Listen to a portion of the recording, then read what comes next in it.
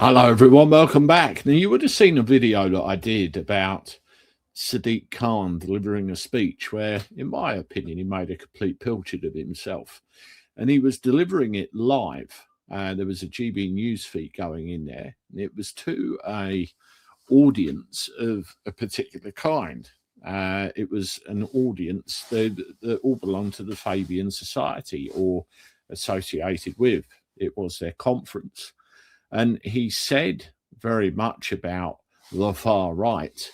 I guess he would class me as far right for merely pointing this out, are causing problems, causing dissent, causing division, because London apparently isn't the wonderful, be it all best place that he makes out that it is.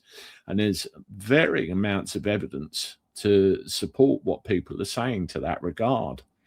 Now, one of the things that we have as English is the right to go out on the streets and say, you know, we want to express our views, we want to express our opinions, or we want to express displeasure at something. It's called the right to free assembly. It's a constitutional right, an inalienable right that can't be taken off of you. And any officer of the law or anybody that tries to prevent you from doing so is actually acting unlawfully. Well, you would think it was very straightforward. Now, I want to bring you this. This was a news article. Met Police ban the Walk with Jesus march to avoid provoking the local community, the local Muslim community. Now, usually when you do a march of any kind within the London area, you have to inform the police. I mean, this takes away the sting of the tail of protest, because if you tell the police, then what's the point? You know, you're allowed, and there's actually precedent set with this. There was a judgment that says the point of a protest is to actually cause disruption. So what's the point if it doesn't? Anyway, let's have a look. Met Police ban the Walk with Jesus march. So this is a bunch of Christians basically wanting to, walk through the streets, give it large, and, kind of reinforce the fact that we're a Christian country. So police warned of a hostile local reaction to the march by UKIP, similar to scenes in Tower Hamlets in October. Now, the demographic in Tower Hamlets, what's going on in Tower Hamlets, particularly with the mayor, the council, and everything else. Covered it all on the channel before. Go and have a look anytime, and you can see it there. The demonstration, titled Walk with Jesus, was scheduled for January the 31st in Whitechapel, long home to one of Britain's largest Islamic populations. And again, in a previous video, look at the difference in London now. Metropolitan Police officials said permitting the event in that location would be reckless, given the potential for violence. Social media advertisements promoted the gathering as a Christian march, inviting participants to worship Jesus Christ during January, which organisers described as the month dedicated to the holy name of Jesus. Now, the thing is, if you walk through an area which is controlled by, another community, and they take offence to what you're doing and they kick off, it needs dealing with. But if you flip it on the other side of the coin, what if it was Christians and, the other people wanted to march through? You park that thought there, and I'll come back to it in a little while. Let's have a look at this. So, social media advertisements promoted the gathering as a Christian march, inviting participants to worship Jesus Christ during January. Authorities confirmed the march would take place elsewhere, but not in Whitechapel. This marks the second UKIP event banned from Tower Hamlets in recent months. In October, the Met outlawed a planned demonstration called the Mass Deportations Tour over fear of serious disorder. Now, despite what Sadiq Khan is standing in a Fabian conference and saying, this is a byproduct of what's going on. That decision prompted a counter-protest in which hundreds of men from the local Bangladeshi community wearing masks, balaclavas and dark clothing gathered in the streets. Now, there you go. That's London, by the way, folks. Protesters descended on Whitechapel to stand firm and show that they were ready to defend our community, and columns of men could be seen chanting as they marched. Nigel Farage described the scenes as one of the most terrifying things he'd ever witnessed. It's almost like uniforms, isn't it? Black and all the rest of it. It was like a foreign invading army marching through our streets. I defy anyone in this room to tell me that's wrong. I really genuinely do, he said. Well, the thing is, anybody that's elected to Parliament has a responsibility to the people that elect them, has a responsibility to uphold what it says in the Bill of Rights, the Act of Settlement. These have been unlawfully, treasonously subverted over years, and it's led to, you know, what we're seeing playing out on our streets right now. There's documented evidence out there, if you know where you're looking, which tells you exactly why this is going on, how it's been allowed to go on. The British establishment, the British state, need to be held to account for this. And you do that at the polling booth. And you do that in large numbers. Let's continue. UKIP subsequently redirected their rally through the West End, finishing at Marble Arch. The party accused police of caving into Islamists and violating their democratic right to assembly. It's not a democratic right to assembly, it's a constitutional right to assembly. And for it to be subverted, you know, what can I say? There's Nick Tenconi there. He's very good at getting out there, speaking, raising awareness. Deputy Assistant Commissioner James Harman said the decision rested solely on public safety concerns, not political considerations. It would be reckless to allow an event to go ahead when we understand there's a risk of serious violence to members of the community and to our officers. We're not doing so on the grounds of politics. We're not even doing so on the grounds of whether people will be offended or not by their presence, he explained.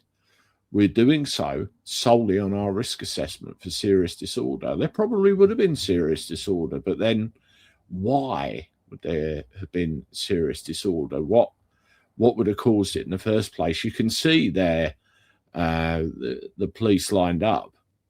Now, I've seen with my own eyes when I've been to demos in London as well, the police dress accordingly to what's going on, you know. They can either be in full riot gear or not, depending on the situation. And I'll leave that to you to figure out what I'm trying to say there. Mr. Harman added, attempts to communicate with UKIP in recent weeks had yielded only limited responses and limited engagements. He urged organisers to collaborate with Scotland Yard to identify a suitable alternative venue. We reasonably believe that there would be a hostile local reaction to their presence, which many may perceive as provocative and a consequent risk of violence and disorder, he said. As the police, we just can't allow that to happen. The senior officer confirmed that should a more appropriate route be agreed, the procession could proceed as it did previously. Anyone defying the restrictions and attending the banned march would face arrest, he warned. Now, again, I talk about where I've been up on these things, and what they tend to do, you will always have counter arguments. You will always have a counter protest, if you want to call that, for want of a better word.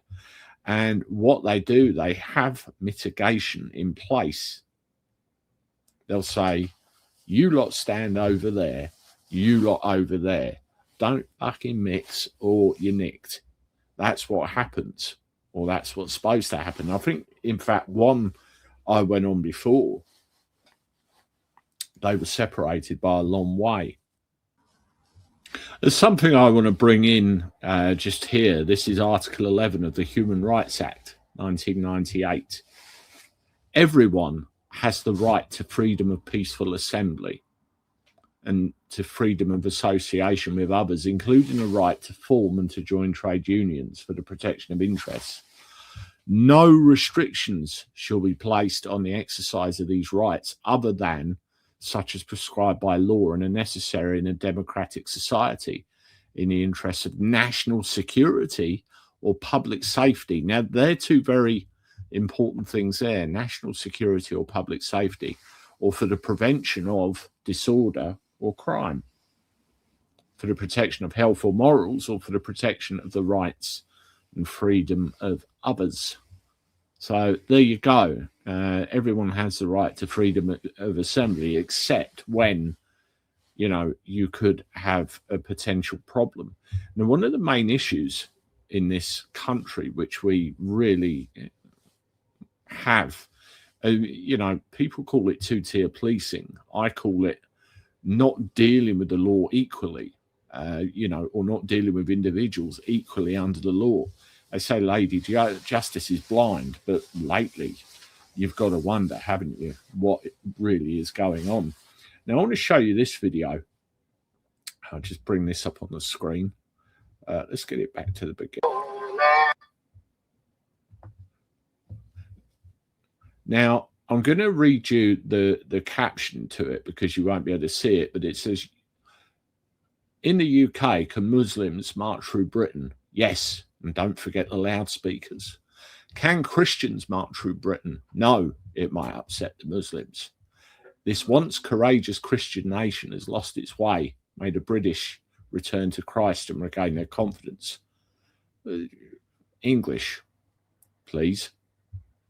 So let's have a play of this and you'll see, you know, exactly where we're going.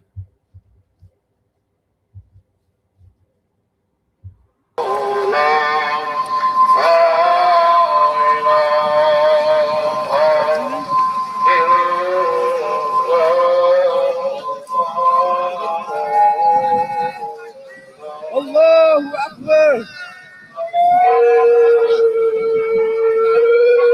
Are you even going to swim?